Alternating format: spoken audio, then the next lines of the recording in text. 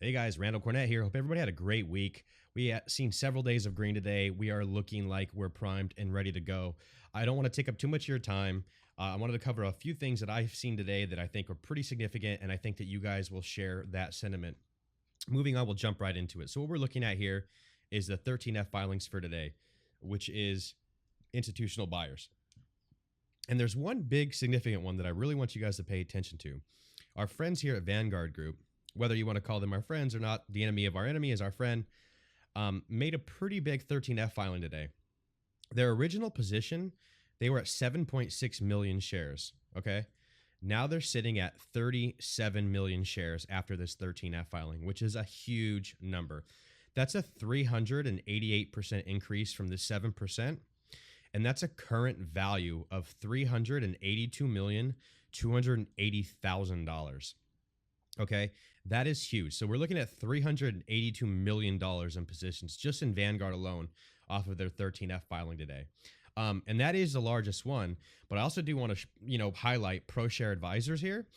They increased their position by 490% as well, starting at 17,000 shares, ending the day at 101,000 shares. Big purchases.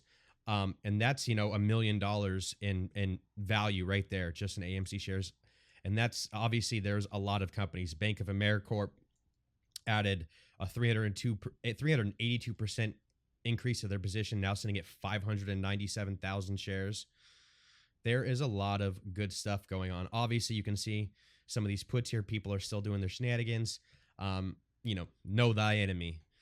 Moving forward, this is just a big deal. So I just want to highlight this again. Vanguard today, they have $382 million in AMC shares now. 37 million shares after this 13F filing. That is pretty big stuff. Moving on, we could take a look at Stonko Tracker here and looking what our borrow rates are, how many shares are left. You can see here, and it's been this way for days now, there is basically 0 shares left to borrow. And we know this, and obviously they're still getting their hands in the naked side of things, making synthetics, and that's the price action that we're seeing today. So don't let that be scared, or let that make you fearful, right? Because at the end of the day, we know they're going to have to buy all those back, and that's really what's going to be making you and I rich. We had 94,000 calls expire in the money, bringing the pressure to the hedge funds, and I expect that we're going to keep, the pedal to the metal. We're looking really strong there. It's unfortunate we couldn't close over 13, but there was a lot of bullshit happening today. And we're going to go into that right now, actually. Moving forward, this is a naked short report. Shows a little bit of the short volume that happens on a day-to-day basis. And what I really want you guys to pay attention to is this gray line. This gray line, red line indicates like normal volume, just the regular volume that's going on through these, particular days. You could see here, obviously, on the 12th is when we started skyrocketing up, when we started seeing, these big 30% days.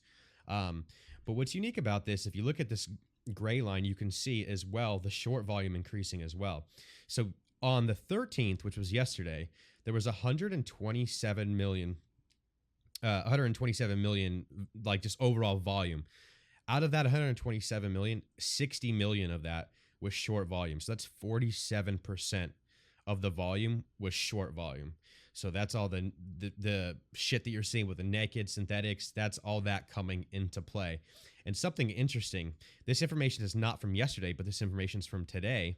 You can see that 57% of the volume today, the total volume, was done on the dark pool. So obviously that's why we're not seeing all these numbers, and we're not seeing it reflect in, the level 2s, et cetera, or why you're not seeing our buying pressure affect the prices like we would like to see, because all of these transactions are happening in the dark pool, which we have no way of really seeing that.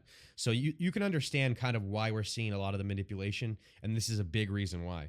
57% of this is done in the dark pool, and remember, going back to this screenshot, 47% of the overall volume was short. I would assume that the majority of that was happening yesterday there and today here as well.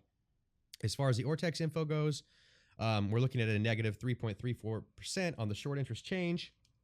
The cost to borrow average, 23.61%. I don't believe that that's actually been updated, though, because there's just no shares left to borrow, right? So we're sitting at still the 100% utilization rate, and we are looking strong. So moving on, we can take a look at. I wanted to, like I said earlier, I wanted you guys to say know thy enemy. This is Fintel reported data. I went ahead and put it in an Excel sheet for us, but and I'm not going to go over all of this, but you can see this is basically everybody that has short interest in AMC, and you can see these are pretty much the big assholes that we kind of are trying to take it to, and there are some big ones in here. Obviously, Citadel is in here. We can find them here. Boom, look at they originally had 790,000 puts. Now they're at 1.7 million. And this is reported quarterly and it's self-reported. So remember that. This is the lowest possible amount, right? Like, because they could skew this data. They obviously are not going to try and expose themselves if they can get around it. And these guys have all kinds of way to kind of hide this information. But what's publicly available right now, we can see kind of what we're looking at in terms of the short interest. Susk, dude. Sus. You can see they have 3.6 million in put options. Our friends at Jane Street Capital, 907,000. Remember, this is reported quarterly, and it's not relatively updated that often, like I said. So, look, you can see like some of these positions for Jane Street is from February 17th, and it has not been up. This quarterly report has not been updated. So this number could be much, much higher, and that's assuming that they are going to hide a lot of the stuff too. They're going to put as little amount of this information as they possibly can. So keep that in mind. But I just wanted to show you guys, and I can make this document public so you guys can see this if you guys want it. It's really just a short interest, but you can kind of see who the hell we're up against. There's some big names in here. Moving past that, I know that you guys seen this. Chance the Rapper, he's having his concert playing in AMC theaters, and that's pretty unique, and I love that. I think it's cool that they're trying to step outside of just even movies. They're doing UFC events now. I would imagine that if they could figure out some sort of licensing deals, I know that like if I could rent out a theater for $100 or even $500, and we could have food in there and watch something like a Super Bowl, me and my friends, I think that would be something that would be really awesome. I don't know what goes into play, but this shows that they're on the right track. But this post, which unique and why I'm even showing this in my video here, this post was actually removed from Chance the Rapper. And if you see, somebody actually kind of questioned him on it, said, hey, Chance the Rapper tweeted this out just now and deleted it because he knew he'd get in shit regardless. We know where he stands. Now do as the man says. And then Chance the Rapper actually replied, and he said, they scared me. So I don't know if that's his lawyer team, his management team is coming and saying, what are you doing? You can't be doing this. I don't know if, other institutions came out and used kind of the same threat, but maybe it was from the institution side instead of his own team. Just something to think about. And you can see that they're not with this type of positive publicity being spread about it. So understand that, these guys are going to try and hide or put pressure on anybody that's really got a major influence to not kind of stand behind this. But we know where he stands, and that is good stuff for us. Moving past that, that's pretty much the majority of the information that we're kind of looking at today. Again, I don't really want you guys to pay too much attention to the price because at this point it's irrelevant. Several green days. We know that they're on their ropes, right? Especially with the short volume. We crack over like 1450 around that area. We're looking at it as something that's just too expensive for them to maintain, right? It's just not going to be sustainable. So I think we're on the downhill stretch, guys, and I'm looking forward to seeing how all of us are going to spend our money. And I say this pretty much in every video: just don't be a lottery ticket winner. Understand what you're going to do and how you're going to make your money work for you. And that's pretty much it. Again, the highlight of the video, the one thing that I wanted to show you guys, this is the biggest piece of this information, is just the sentiment being shown from big institutional ownerships. They do not like losing money. They don't really trade on hype too much like that unless they think it's a sure bet. So Vanguard, $382 million in AMC positions. Looks like they're going to ride this rocket ship to the moon with us.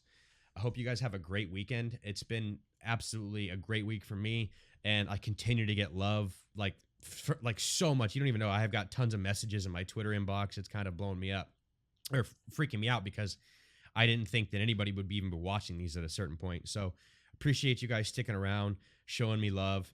If you guys want to see more information, I try and do a daily update, at least giving you guys some new information so you guys have an idea of what's going on, at least when it's related to AMC. And obviously a lot of this stuff applies to GameStop as well. Please, drop a comment. Let me know you like the you like the information, you like what I'm doing, and maybe subscribe to the channel if you want to see more. I appreciate you guys. Enjoy your weekend. Love you long.